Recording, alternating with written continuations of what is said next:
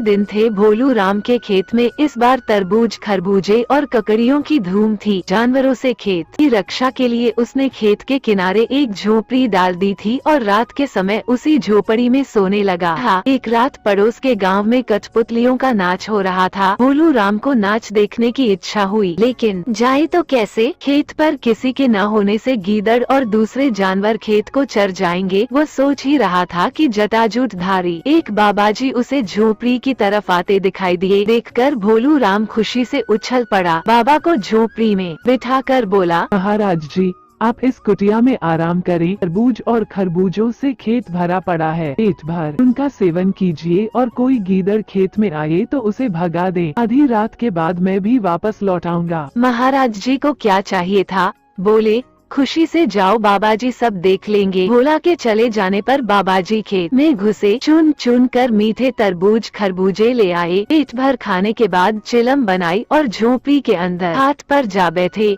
घास फूस की वह झोपड़ी अधिक ऊंची न थी, उसके पास ही घास का एक बड़ा ढेर लगा था। खरबूजों की मिठास और खुशबू ने बाबाजी को मस्त बना दिया। अचानक चिलम छूटकर घास के ऊपर गिर जाती है। तिनकों ने तुरंत आग पकड़ ली और देखते देखते धुन धुन कर झोपड़ी जल उठी। बाबाजी कूदकर बाहर आना चाहते थे कि पर उलझकर गिर पड़े और आग की लपटों में जलकर भस्म हो जाते हैं। गांव वालों ने आग की लपटों को देखा तो खेत की तरफ आए। भोलू राम को आवाज लगाई, उसका कहीं पता न था। सबके होश उड़ गए। सबको लगा शायद वह भी झोपड़ी के साथ जल गया। जलती आग को देखकर घर वालों में रोवा पिटी मच गई। भोलू राम को जला हुआ पाकर गांव के लोग दुखी हुए।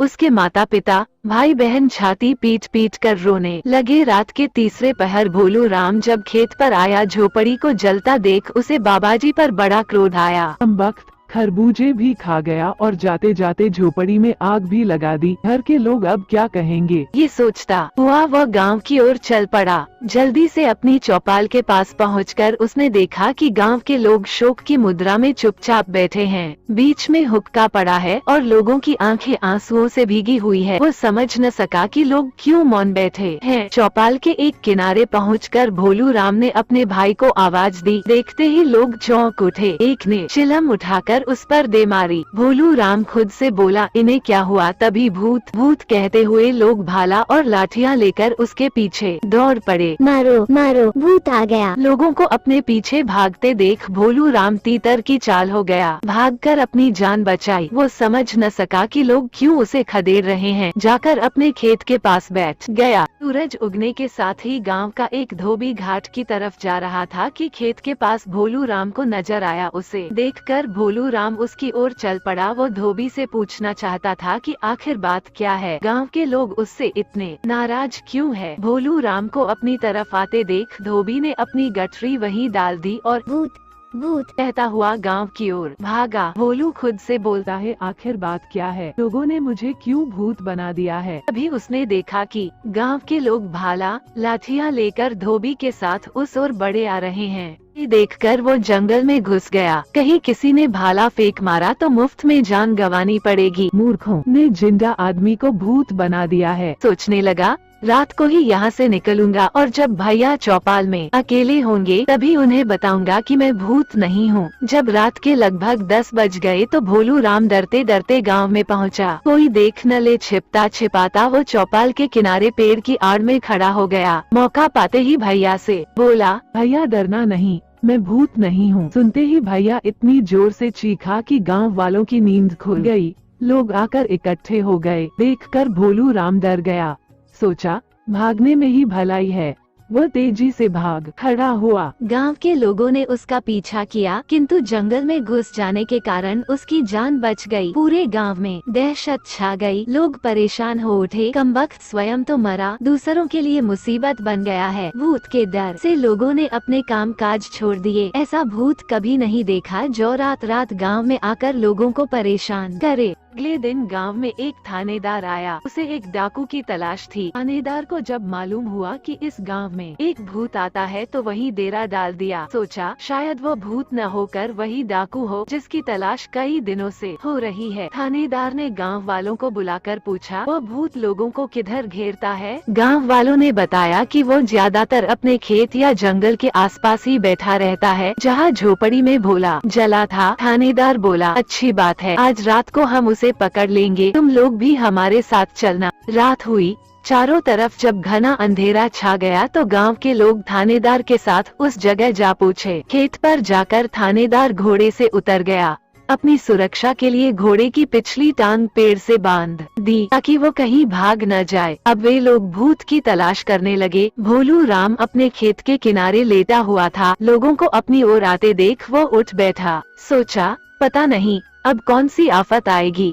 जी में आया, जंगल में जा छिपे, लेकिन उसने ऐसा नहीं किया। कब तक लोगों से छिप छिप कर अपनी जान को जोखिम में डालकर रखना है? इससे अच्छा कि खुलकर सामने जाया जाए। वो उठ खड़ा हुआ और जोर जोर से चिल्लाता हुआ उनकी ओर दौड़ा, लो मुझे मार डालो, मैं भूत हूँ, जिंदा भूत, आओ मुझे पकड़ लो, पकड़ो पकड़ो। अंधेरी रात में भोलू राम की आवाज दूर दूर तक गूंज उठी। सुना तो गांव वालों की हिम्मत टूट गई। वे भाला लाठियां वहीं छोड़कर भाग खड़े हुए। थानेदार कूदकर घोड़े पर जा सवार हुआ। घोड़े को एड़ लगाई, किंतु घोड़ा उछल उछल कर वहीं रह जाता देखकर थानेदार की घिघी बंध गई। वो समझा कि भूत ने उसके पिछले पांव जकड़ लिए हैं, जिसके कारण घोड़ा भागने में असमर्थ है। थानेदार वहीं बेहोश हो गया। अगले दिन गांव में खबर फैल गई कि भूत ने कमाल ही कर दिया, थानेदार के घोड़े तक को जकड़ दिया है। अब उससे छुटकारा पाने का एक ही उपाय है कि उसकी मनौती की जाए। तेरहवीं करने के बाद प्रेत आत्माएं शांत हो जाती हैं। शाम को सारे गांव वालों ने मनौती की। टोकरी भर मिठाइयाँ खेत में रखाई। भोलू राम उस समय ये सब खेत में छिपा सुन रहा था। उसका भाई हाथ जोड़कर जोर शोर से कह रहा था, भैया तू चला गया, लेकिन इस गांव के लोगों को माफ कर दे। इन लोगों ने तेरा क्या बिगाड़ा है कि तू इन्हें दुख दे रहा है? 13वीं के दिन हम लोग मिलकर तेरी पूजा करेंगे। तुझे जो चाहिए वो बता दे, लेकिन हमारा पीछा छोड़ दे। भोलू राम इन सब बातों से परेशान हो चुका था। उसने खुद से कहा, 13वीं के दिन में भी वहाँ पहुँच जाऊंगा, जाकर देखूंगा कि कौन कौन 13वीं में आया है। जो मेहमान उस दिन नहीं आएगा उसी के घर जाकर अपनी विपद सुनाऊंगा। उसे बताऊंगा कि मैं भोलू राम हूँ, मैं मरा नहीं हूँ। मेरी जगह एक बाबा जी उस झोपड़ी में जल गए थे। 13वीं के पहले आधी रात के बाद भोलू राम चौपाल के घने पेड़ पर जा चढ़ा। उसी पेड़ की छात्र में मृतक के क्रिया कर्म के बाद मेहमानों को भोजन कराया जाने लगा। तरह तरह के पकवान परोसे जाने लगे। देखकर भोलू राम के मुंह में पानी भर आया, लेकिन वो चुपचाप बैठा रहा। उसने देखा सभी लोग दावत उड़ाने आए हैं, केवल उसकी छोटी बहन के ससुर नहीं है। रात को जब सभी सो गए तो वह भी पेड़ से उतर आया और अपनी बहन के ससुराल की ओर चल पड़ा। सवेरा होने तक वह अपनी बहन के ससुराल पहुंच गया और अपनी कहानी उसे सुना दी। ये सुनकर उसकी बहन के ससुर ने भोलू राम की आव भगत की। खाना खिला पिलाकर अपना तांगा तैयार करवा